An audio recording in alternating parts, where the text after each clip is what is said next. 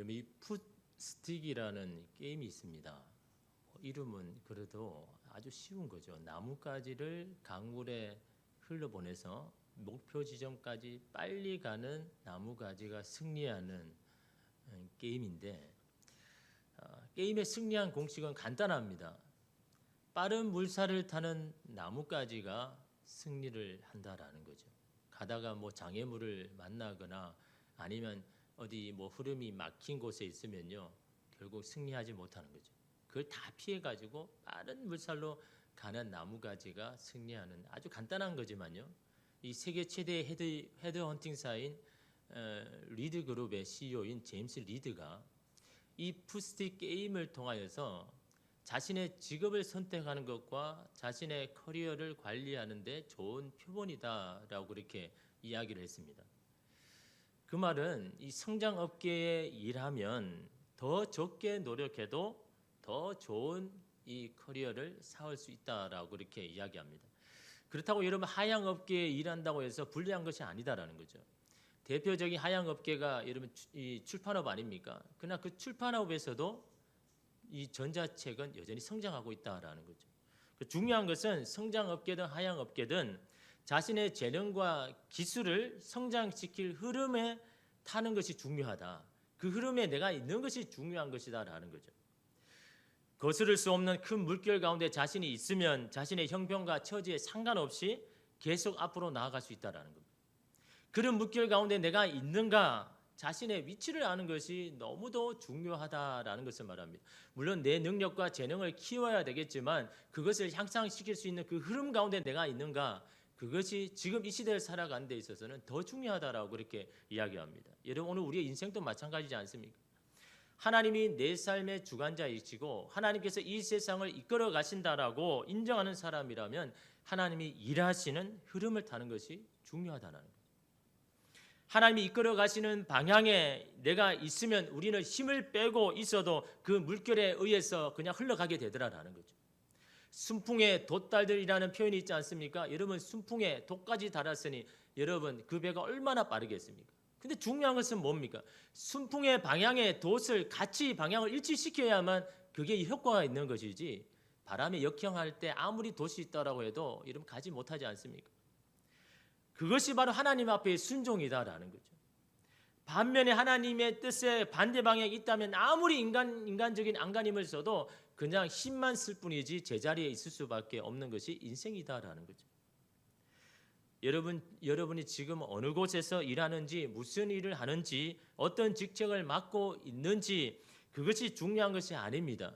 지금 나는 하나님이 하시고자 하는 일에 순응하며 살아가고 있는지 아니면 하나님의 뜻을 거스르며 역행하고 있는지 여러분 이것이 더 중요하다라는 거죠.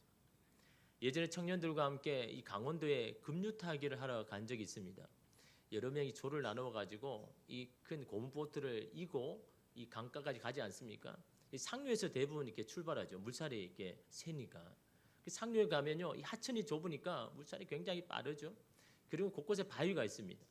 그리고 어떻게 합니까? 빠른 물살에 전복되지 않으려고 막 하죠. 또 그 바위를 피해 가려고 하니까 온갖 힘을 다 씁니다.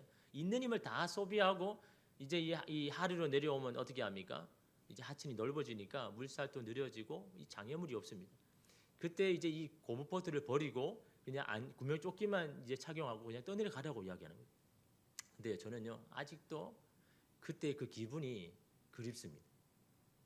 막 안간힘을 쓸 때는요 그냥 내 힘을 그냥 한 대로 그냥 가기는 가는데 아무런 그런 감흥이 없습니다. 뭐 스릴이라는 것은 그 잠깐인 거죠. 근데 여러분 보트를 버리고 그냥 구명조끼에 의지해서 그냥 떠내려 가기만 하면 도착지에 도착할 수 있다는 안전하게 갈 수 있다는 여러분 그 생각과 여유가요 우리 마음에 이 평안과 안정감을 주더라고요. 그때 내려가면서 여러분 어떻게 했을까요? 막 주변에 경치도 보고 물장난도 막 하면서 왜요? 이 구명조끼만 입고 물살만 그냥 따라가기만 하면 그 도착지에 도착할 수 있다는 그 안정감이요 얼마나 우리에게 그 평안과 안정감을 주는지요. 그것이 아직도 여러분 제 생각에는요 아직까지 기억에 남습니다. 그때가 참 좋았었는데. 아무 힘을 빼고 그냥 그 물결에 그냥 흐름을 그냥 맡기면서 때 그때의 그 안정감과 평안함이 아직도 내 안에 있으면 얼마나 좋을까라는 이런 그런 고민을 해봅니다.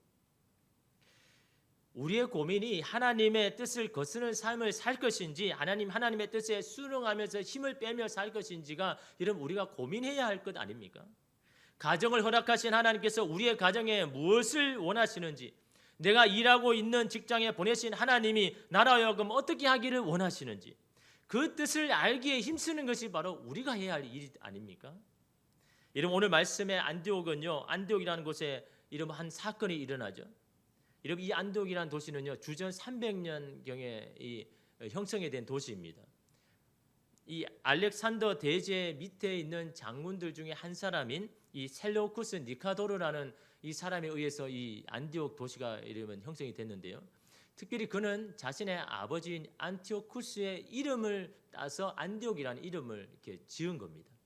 근데 이 안디옥이라는 곳이요 항구 도시입니다. 무역업이 굉장히 성행하는 그런 이 곳이죠. 인구가 한 50만 가량이 됐으니 여러분 그 당시 얼마나 큰 도시겠습니까? 그래서 로마와 알렉산드리아 다음으로 세 번째로 큰 도시가 바로 이 안디옥이었습니다. 여러분 이 안디옥 이 도시는요 그러기 항구 도시다 보니까 어떻게 합니까? 헬라인도 거기에 살고 인도에서 온 사람도 거기에 살고 페르시아 사람도 살고 심지어는요 중국에서 온 동양 사람도 이 안디옥에 살았습니다.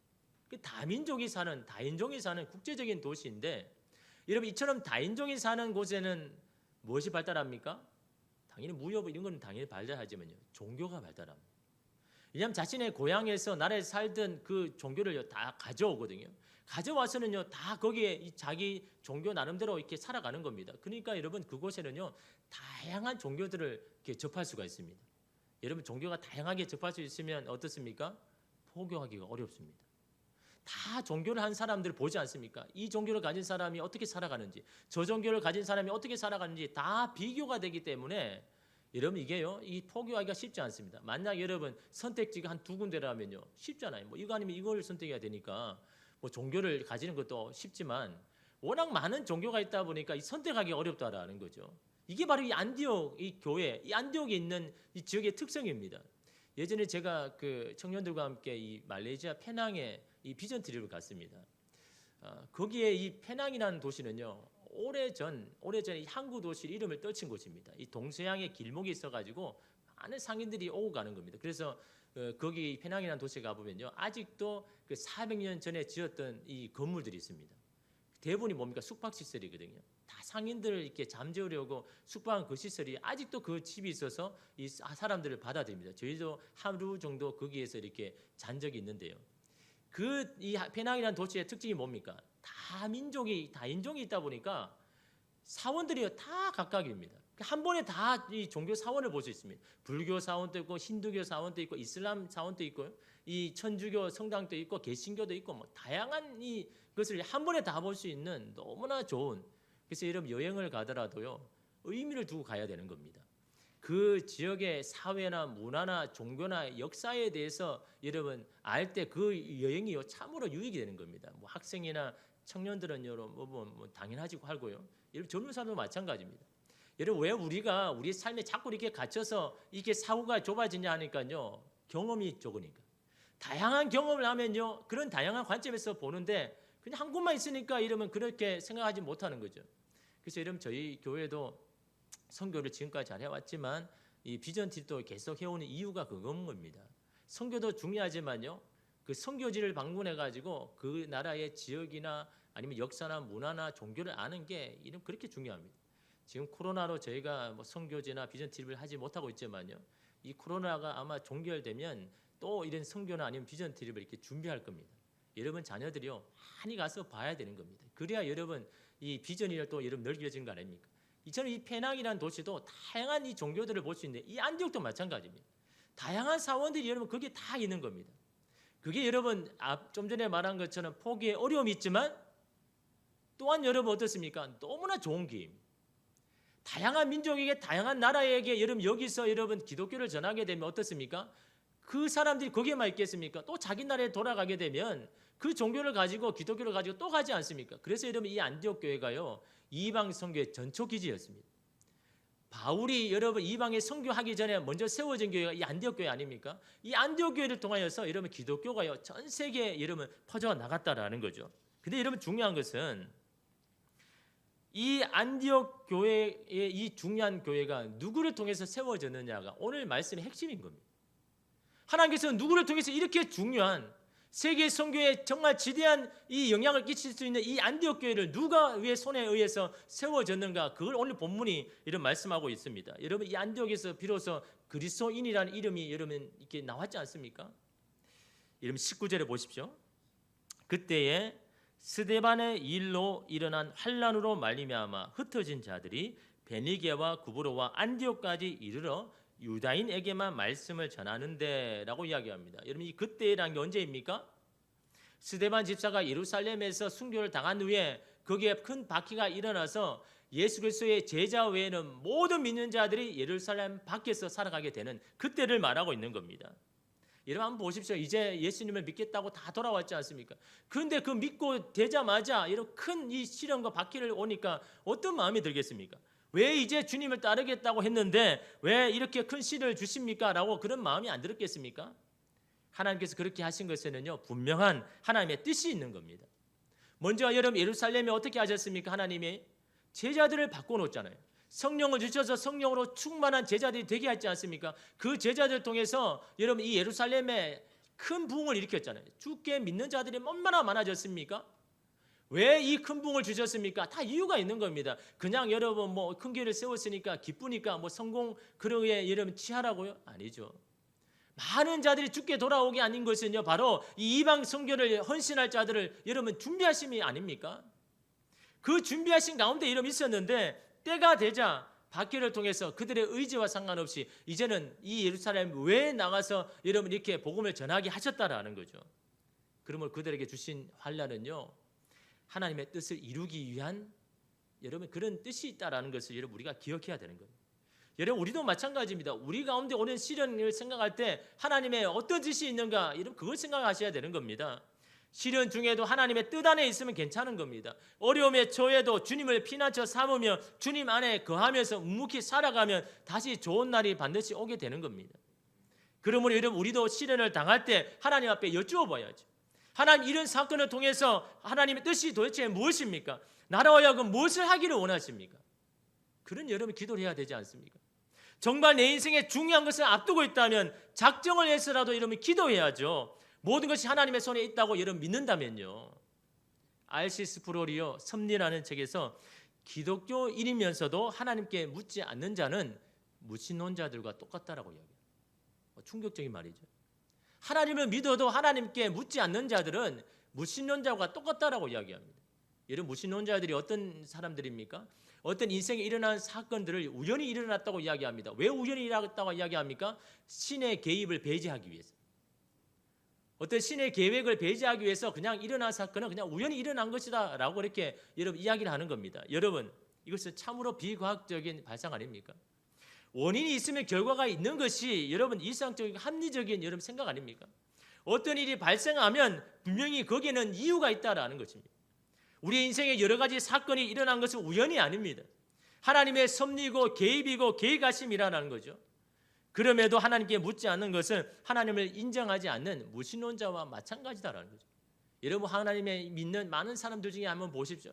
그리스도인이라고 하면서도 교회에 나온다고 하면서도 정작 중요한 이 문제 앞에 기도하는 사람이 많습니까? 하나님 앞에 묻는 사람이 있습니까? 하나님 분명히 이 사건 안에는 하나님의 뜻이 있을 텐데 하나님의 뜻이 무엇입니까? 라고 이런 묻는 자들이 참으로 많습니까? 그렇지 않다면 우리는 이제 하나님을 믿어도 무신론자와 다름이 없다라는 거예요. 오늘 말씀에 이런 박해로 흩어진 자들도 마찬가지입니다. 이런 박해 앞에서 하나님 앞에 물어야죠. 하나님 왜 지금 이 시점에 우리가 박해를 당해야 됩니까? 왜 우리가 이 고향에서 살지 못하고 흩어져 살아야 됩니까? 라는 그런 이유를 하나님 앞에 물어봐야죠. 그러나 여러분 주님은 이미 예수님은 하늘로 승천하시면서 이미 자신의 계획을 다 말씀하셨습니다. 사도행전 1장 8절에 보니까요. 오직 성령이 너희에게 임하시면 성령이 너희에게 임하시는 때가 되면 너희가 권능을 받고 예루살렘과 온 유대와 사마리아와 땅끝까지 이르러 내 증인이 되리라 하시니라. 여러분 이 말씀은 가장 첫 번째 유대인에게 하신 말씀이잖아요. 우리가 들어야 할 말씀이지만 가장 첫 번째는요 유대인이 들어야 할 말씀 아닙니까? 이때 여러분 사마리아라는 말이 들어왔을 때 알아차려야죠. 여러분 사마리아가 어떤 사람입니까? 그들이 상종하기도 싫은 그런 곳입니다. 그런데 하나님은 뭐라고 이야기합니까? 그곳에 가서도 주님의 증인이 되라고 말씀할 때는 사마리아 사람도 선교의 대상이 된다는 것을 깨달아야 되지 않습니까? 그것을 깨달았다면 어떻습니까? 땅끝까지 이르러 내 증인이 되라고 말씀하실 때는 그 땅끝에 있는 많은 이방인에게도 하나님의 복음이 전해야 되는, 이방인 선교도 하나님의 뜻이라는 것을 알아차려야 되는데 그들은 그 뜻을 알아차리지 못했습니다. 왜요? 무엇 때문에요? 그들이 가지고 있는 민족적인 신념 때문에. 하나님의 말씀보다 그들이 가진 민족적인 신념이 더 강하기 때문에 하나님이 이렇게 말씀하셔도 곧이곧대로 안 듣는 겁니다. 그래서 여러분 요나를 한번 보십시오. 선지자이면서도 하나님의 말씀보다 니느웨에 대한 민족적 감정이 더 크잖아요. 니느웨는 하나님 용서를 받아서는 안 됩니다라는 그런 여러분 이 신념이 더 강하기 때문에 말씀을 들어도 다 도망가 버리잖아요.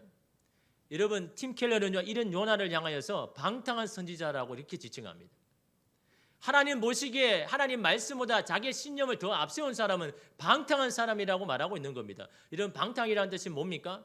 어느 곳에 과도하게 빠지는 것을 방탕이라고 합니다. 술에 빠지든 쾌락에 빠지든 노름에 빠지든 과도하게 빠지는 것이 방탕하다라는 거죠. 하나님의 말씀보다 자기의 신념이 더 강한 사람, 거기에 빠진 사람은요 하나님 보시기에 방탕한 사람이라고 말하는 거죠. 오늘 말씀에도 마찬가지입니다. 민족적 신념이 더 강한 이 흩어진 사람들이 여러분 이 안디옥에 가서 어떻게 합니까? 19절 마지막에 보니까요. 유대인에게만 말씀을 전하는데 이렇게 흩어져서 다른 나라에 갔는데 거기 가서도 유대인에게만 여러분 전하고 있는 겁니다. 자신들은 어떻게 했습니까? 자기의 신념과 자기의 고집대로 그냥 똑같이 그냥 한 겁니다. 하나님 일을 한다고 하면서도 여전히 자기의 신념대로 이름 하고 있더라라는 거죠. 헨리 나우엔슨요 상처 입은 치료자라는 책에 이런 이야기가 있습니다. 어느 날 어떤 사람이요 엘리야 선지자에게 가서 이런 질문을 던집니다. 선지자요 메시아가 어디에 있습니까? 우리가 그렇게 기다리는 메시아가 도대체 어디에 있습니까? 라고 그렇게 물어봤습니다. 자신의 눈으로 아무리 보아도 메시아를 찾을 수 없다라는 겁니다.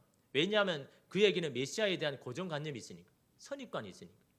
메시아라면 지금의 이 외세에서 우리를 구원해 줄 만한 힘과 능력을 가진 그런 대단한 사람이 되어야 된다는 그런 신념을 가지고 있으니까 그런 눈으로 보니까 아무리 메시아가 안 보이는 겁니다. 그때 선지자가 이렇게 대답합니다. 저기 성문 곁에 가면 당신은 그 메시아를 만나게 될 것입니다. 그때 이 사람이 다시 질문합니다. 성문 근처에는 사람들이 많은데 어떻게 제가 메시아를 알아볼 수 있겠습니까? 라고 이렇게 다시 물어봅니다. 그때 선지자가 이렇게 대답합니다. 거기에는 가난하고 상처받은 많은 사람들이 있는데 거기에 메시아도 상처를 입고 같이 계십니다. 그런데 당신이 메시아를 알아볼 수 있는 방법이 있습니다. 메시아는 다른 사람들과 차이가 있습니다.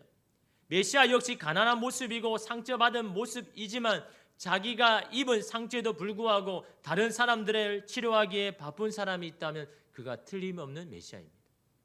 자기도 상처를 입었습니다. 자기도 가난합니다. 그러나 자기를 돌아보지 않고 여전히 다른 사람의 상처를 돌보고 있는 그 사람이 바로 메시아입니다. 그 사람이 메시아가 되어야 되는 겁니다 라고 말하고 있는 겁니다. 그래서 그 메시아를 상처 입은 치료자다라고 이렇게 지칭을 합니다. 이런 우리가 그리스도인도 바로 이 상처 입은 그리스도인이 되어야 된다고 말하는 겁니다. 자기 상처에 자기 기분에만 돌아보는 것이 아니라 그런 상처가 있음에도 불구하고 그런 여러분 가난한 모습이 있음에도 불구하고 다른 사람의 상처를 돌보는 그것이 바로 메시아이고 그리스도인이 되어야 된다라고 말하는데 여러분 유대인들이 왜 못 봅니까? 예수님을? 자기 신념이 더 강한 거죠. 자기가 가지고 있는 메시아에 대한 고정관념이 더 강하니까 여러분 예수님을 십자가에 여러분 다 못 박은 건 아닙니까? 오늘 말씀에 여러분 이들도 마찬가지입니다. 하나님의 뜻이 자기의 신념보다 더 여러분 앞서지 못하는 겁니다. 자기 신념을 가지고 흩어졌지만 거기서도 헬라인에게만 여러분 복음을 전하고 있다라는 거죠. 여러분 가운데 누구에 대한 선입견이 있습니까? 그 잣대로 그의 말이나 행동이나 모습을 보고 판단합니까? 나의 고집과 선입견을 여러분 버리고 주님의 마음을 가져야 되는 겁니다. 주님의 눈으로 보아야 여러분 그 사람의 여러분 내가 보지 못한 부분들이 보게 되는 겁니다. 여러분 오늘 말씀해 보십시오. 자신의 신념을 더 앞세운 그런 자들 통해서 안디옥 교회가 세워지지 않았다라는 거죠. 이게 중요한 사실입니다. 자기의 신념을 가지고 아무리 하나님의 일을 한다고 하지만 하나님의 여러분 뜻대로 이 안디옥 교회가 그들의 손을 통하여서 세워지지 않았다는 것을 오늘 성경이 분명히 말씀하고 있지 않습니까? 누구를 통해서 하나님 안디옥 교회가 세워집니까? 20절을 보십시오. 그 중에 구브로와 구레네 몇 사람이 안디옥에 이르러 헬라인에게도 말하여 주 예수를 전파하니. 그 중에라는 것은 흩어져 살아가는 사람들 중에 몇 사람이라는 거죠. 그들 중에 몇 사람이 안디옥에 왔는데 이 헬라인에게도 복음을 전했다라는 겁니다. 안디옥에 온 다수의 사람들은 유대인에게만 포커스를 맞추어서 그들에게 이런 복음을 전했지만 몇몇 사람들은 헬라인에게도 복음을 전했다. 이걸 지금 누가가요? 오늘 본문의 말씀을 통해서 오늘 저와 여러분에게 말해주고 싶은 이런 그런 메시지입니다. 그들이 누구인지 이름이 나오지 않습니다. 왜냐하면 그들은 유명하지 않는 사람이기 때문에. 그러나 그들을 통해서 이방 선교의 전초기지가 되는 이 안디옥 교회가 세워졌다는 이 놀라운 사실을 저와 여러분에게 말씀하고 있는 겁니다. 저는 하나님이 일하시는 이런 방식이 너무 좋습니다. 세상의 방식이 아니지 않습니까? 세상은 몇몇 유명한 사람들이 세상을 이끌어가고 세상을 세워가는 그런 여러분 이 방식 아닙니까? 그러나 하나님은 이름도 빛도 없는 사람들이지만 주님은 그런 자를 통하여서 역사를 이끌어 가신다라는 거죠. 다시 말하면 하나님께 쓰시는 사람은요, 세상적으로 자격을 갖춘 사람이든 아니든 그것과는 상관이 없다라는 거예요. 단지 하나님의 뜻에 순응하며 하나님이 이끄시는 흐름에 자신을 맡기고 자신을 헌신하는 사람인가 아닌가, 그걸 말하고 있는 겁니다. 여러분 어느 곳에 일하든지 무슨 일을 하든지 그것이 중요한 것이 아니라 그곳에도 하나님의 뜻에 순응하며 살아가고 있는가, 하나님이 원하시는 일에 나의 자신의 삶을 헌신하고 있는가, 그것을 통해서 하나님이 일하신다는 것을 오늘 성경이 저와 여러분에게 말하고 있지 않습니까? 그런 그들에게 어떤 일이 일어났습니까? 21절에 보십시오. 주의 손이 그들과 함께 하심에 수많은 사람들이 믿고 주께 돌아오더라. 현대의 성경에는요, 주님의 능력이 그들과 함께함으로 많은 사람들이 믿고 주님께 돌아왔다라고 이야기합니다. 그들의 처지는요, 이름도 없는 그런 무명한 사람들이었습니다. 그럼에도 불구하고 여러분 주님의 마음에 이름을 순응하며 그것을 행하였을 때 주의 능력이 그들과 함께하였다라고 이야기합니다. 자신들은 하나님의 방향에 맞추어서 그 작은 수고를 드렸지만 하나님께서는 거기에 주의 능력이 임하여서 그들이 할 수 없는 놀라운 일들을 이 안디옥 땅에서 행하여 주셨다라는 것을 말하고 있지 않습니까? 여러분 오늘 우리는 어떻게 합니까? 하나님, 내 상황이, 내 처지가 이런데요, 내 기분이 이런데요, 내 자신이 지금 이런데요, 그렇게 이런 말하고 있지 않습니까? 하나님은 여러분의 기분과 처지에 따라서 행하시는 분이 아닙니다. 여러분의 삶의 자리에서 여러분의 수고와 땀과 노력을 하나님이 원하시는 것에 흘려보내고 그 흐름 가운데 나아가는 사람을 통하여서 하나님의 능력을 그들에게 공급하고 있는 겁니다. 그들이 가지고 있는 힘보다 주님의 능력이 더 크지 않습니까? 그 힘을 가지고 여러분의 삶을 여러분 이끌어가고 있지 않습니까? 이방인들이 이렇게 많은 수가 여러분 주님 앞에 돌아왔다는 것은 놀라운 사건입니다. 여러분 한번 생각해 보세요. 여러분이 그냥 정말 기독교가 전해지지 않는 어떤 곳에 가가지고 막 전했는데 여러분 수많은 사람이 돌아왔다면 이게 굉장한 여러분 사건 아닙니까? 그런 사건이 이 안디옥에 여러분 일어났다라는 거죠. 이 사실을 예루살렘 교회가 그걸 들었습니다. 그리고 그 확인차 이 바나바를 안디옥에 보냈거든요. 그때 이러면 바나바가 어떻게 하면 무엇을 보았습니까? 23절에 보니까 그가 이르러 하나님의 은혜를 보고 기뻐하여 모든 사람에게 굳건한 마음으로 주와 함께 머물러 있으라 고나니. 바나바가 보십시오. 하나님의 은혜를 보고 기뻐했다. 바나바가 분명히 본 것이 있다는 거죠. 뭔가를 봤는데 야 이건 하나님의 은혜가 아니면 아니다라고 여긴 겁니다. 그래서 기뻐한 겁니다. 하나님의 은혜가 여기도 있구나. 바나바가 본 게 뭡니까? 하나님의 은혜라고 여길 수밖에 없는 게 뭡니까? 달라진 삶인 거죠. 이방인으로서는 도저히 할 수 없는 그런 삶의 모습, 그걸 보고 야 이건 하나님의 은혜가 아니면 아니다라고 이 바나바가 여긴 겁니다. 그들의 달라진 삶요. 정죄하고 비판하기보다는 용서와 화해의 삶으로 차별과 무시의 분위기를 평등과 하나님의 사이로 이끌어가는 그들의 삶이 달라진 모습을 보면서 야 이건 하나님의 은혜가 아니면 안 되었다. 그렇게 바나바가 이를 본 거 아닙니까? 이게 이런 복음의 능력 아닙니까? 주님의 능력이 함께하는 삶 가운데 일어나는 여러분 이 놀라운 사건 아닙니까? 이것이 하나님의 섭리에 자신을 맡기고 헌신한 자들에게 일어나는 일들입니다. 이것이 바로 주님의 손이 함께하는 자들입니다. 여러분, 주님의 손이 함께하는 여러분입니까? 그렇게 되기 위해서는요, 여러분의 신념과 고집과 여러분의 집착보다는 하나님의 뜻에 맡겨야죠. 하나님이 기뻐하고 원하는 것에 여러분의 삶을 여러분 드려야죠. 그것은 불안함이 아닙니다. 한번 맡겨보십시오. 맡길 때 여러분 평안과 여러분 하나님이 주시는 위로와 쉼이 있는 겁니다. 내가 붙들고 있으니까 계속 불안한 겁니다. 내 신념대로 하려고 하니까요, 여러분 아무리 안간 힘을 써도 제자리인 겁니다. 주님의 손에 맡겨야죠. 주님의 손에 흘려보낼 때요, 주의 능력이 여러분 임하는 겁니다. 여러분 요즘 윈드서핑을 한 사람들이 참으로 많죠. 바닷가에 막 보드를 가지고 하는 사람이 많은데요, 여러분 그들이 하는 동작을 보면 여러분 일정한 패턴이 있지 않습니까? 보드를 가지고 바다에 깊은 바다로 나갈 때 어떻게 합니까? 작은 파도는 그냥 지나갑니다. 그냥 보드에 몸을 싣고 그냥 넘어가죠. 근데 큰 파도가 오면 어떻게 합니까? 이 보도가 감당할 수 없는 큰 파도가 오면요, 즉시 그 보드 위에 올라타 가지고 어떻게 합니까? 파도 타기를 하는데 거스릅니까? 파도를 치는 방향으로 여러분 나아가지 않습니까? 여러분 우리가 그걸 보면서 뭘 깨달아야 됩니까? 작은 파도는 자신이 가진 힘으로 넘길 수 있을지는 몰라도 큰 파도는 아니다라는 거죠. 내 능력으로 감당할 수 없는 큰 파도가 오면 그것을 이기려고 버티기보다는 그 파도를 타야 한다는 것을 말하고 있지 않습니까? 내가 감당할 수 없는 파도는 하나님의 목적과 뜻이 있다는 것을 여러분 기억해야 된다는 거죠. 거기에 거스르기보다는 그 파도에 자신을 맡기는 겁니다. 뭘 가지고요? 그냥 맡겼으니 다 휩쓸려 가버리죠. 믿음의 보도를 가져야죠. 믿음을 가지고 그 파도를 타야죠. 그 보도를 가지고 파도를 여러분 타야 하는 겁니다. 믿음을 가지고 여러분 있어야 하나님이 원하시는 곳에 여러분 도착하게 되는 건 아닙니까? 그러므로 큰 파도는요, 도망하고 피하라고 주신 것이 아닙니다. 큰 파도와 함께 믿음을 가지고 나아갈 때 하나님이 일하시는 시간이고, 여러분 결국 우리는 거기에 도착할 수 있다는 것을 이런 말하고 있지 않습니까? 그러기 위해서 우리가 무엇을 갖춰야 됩니까? 유연함이 있어야 되는 거죠. 영적인 유연함이 이런 필요한 겁니다. 어떤 방향이든 이끄시는 대로 순종할 수 있는 영적인 유연함이 오늘 우리에게 있는가? 그것이 하나님의 뜻에 맡길 수 있는 여러분 비결 아닙니까? 내 생각이 여러분 가득 찬 사람이 어떻게 하나님의 이끄시는 대로 순종할 수가 있겠습니까? 여러분 갈대와 같은 여러분 연약한 불이요, 바람이나 물살 가운데 여러분 잘 버틸 수 있는 이유가 뭡니까? 여러분 잘 아시는 유연함이죠. 잘 여러분 꺾이는 거죠. 왜 꺾이겠습니까? 왜 유연하겠습니까? 왜 갈대와 같은 연약한 불이 바람이나 물살에 이렇게 잘 움직일 수 있습니까? 유연함이 있습니까? 그 이유가 무엇입니까? 그 안이 비어있기. 그 안이 비어있으니까 여러분 그런 겁니다. 여러분 성경은요, 하나님의 말씀을 청종하지 않는 사람, 따르지 않는 사람을 목이 굳은 사람이라고 이야기합니다. 굳은 것은 부러질 수밖에 없죠.